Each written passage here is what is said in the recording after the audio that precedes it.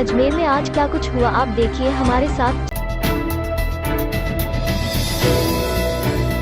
राजस्थान लोक सेवा आयोग ने सहायक आचार्य कॉलेज शिक्षा विभाग परीक्षा 2023 में संशोधन का अवसर दिया है।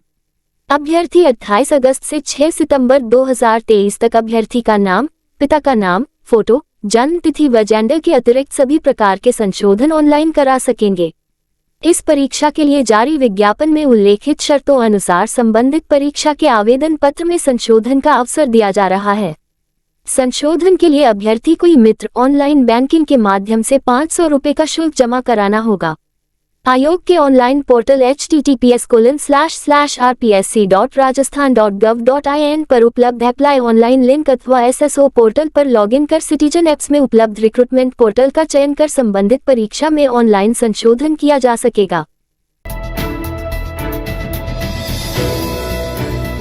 जिला पुलिस अधीक्षक चुनाराम जाट ने रविवार को पुलिस लाइंस में पुलिस कर्मियों की संपर्क सभा आयोजित की, जिसमें पुलिस कर्मियों की परेशानियों की सुनवाई की और उनके समाधान का आश्वासन दिया।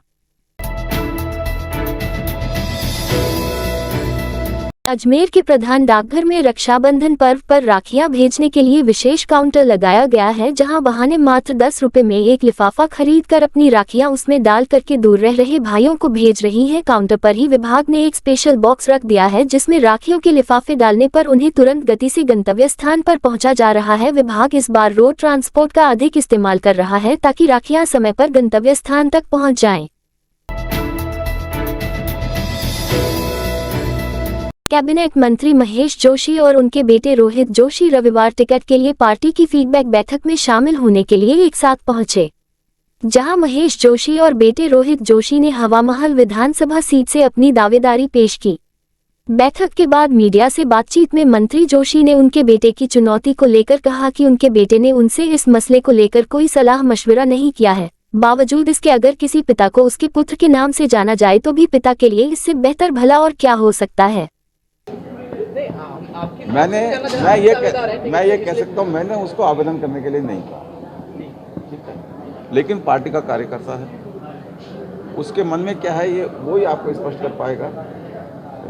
आज आपने कहा मेरा कॉम्पिटिटर है, किसी भी पिता के लिए बहुत बड़ी खुशी की बात होती है, किसी पिता के लिए किसी फील्ड का हो, मैं सिर्फ राजनीति की बात नहीं करता, कि उसका बच्चा चाहे बच्चा हो चाहे बच्ची हो वो सक्षम हो, और पिता के लिए सबसे बड़ा गौरव का क्षण वो होता है कि उसको उसके बच्चों के नाम से जाना जाए। हमारी सबसे पहली मांग ये होगी कि किसी को भी दो, वहाँ के लोकल आदर्श नगर के रहने वालों को दो, क्योंकि आज की तारीख में 2,56,000 वोटर्स 8 अगस्त तक के लिए वोटर लिस्ट में कंप्लीट वोट है, और उस 2,56,000 के अंदर माइनॉरिटी का दावा बनता है, क्योंकि 1,10,000 समथिंग माइनॉरिटी के वोट है।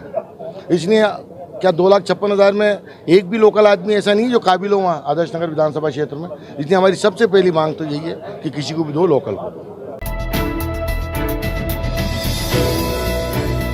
युवा चित्रकार अभिलाषा भारतीय की 815 चित्रों की एकल चित्र प्रदर्शनी चित्रावली मेरा जीवन मेरे चित्र जवाहर कला केंद्र की अलंकार गैलरी में 26 अगस्त से 29 अगस्त तक प्रतिदिन सुबह 11 बजे से सायं 7 बजे तक चलेगी।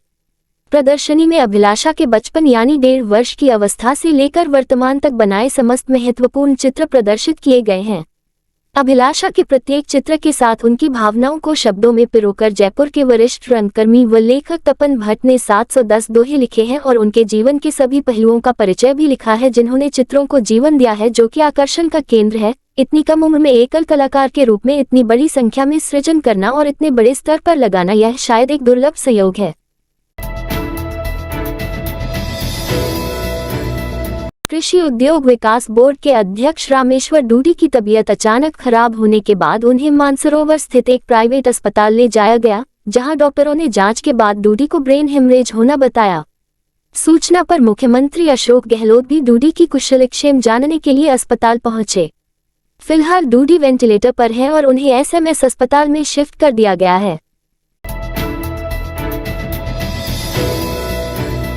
ललित कला अकादमी के सचिव रजनीश हर्ष की जवाहर कला केंद्र में रंगछंद नाम से श्री कृष्ण की छवियों की प्रदर्शनी शुरू हुई। इस प्रदर्शनी का उद्घाटन कला एवं संस्कृति मंत्री B.D. तल्ला ने किया। कलाकृतियों में मनोहर रंग और आदर्शवाद का प्रतीक देखने को मिला।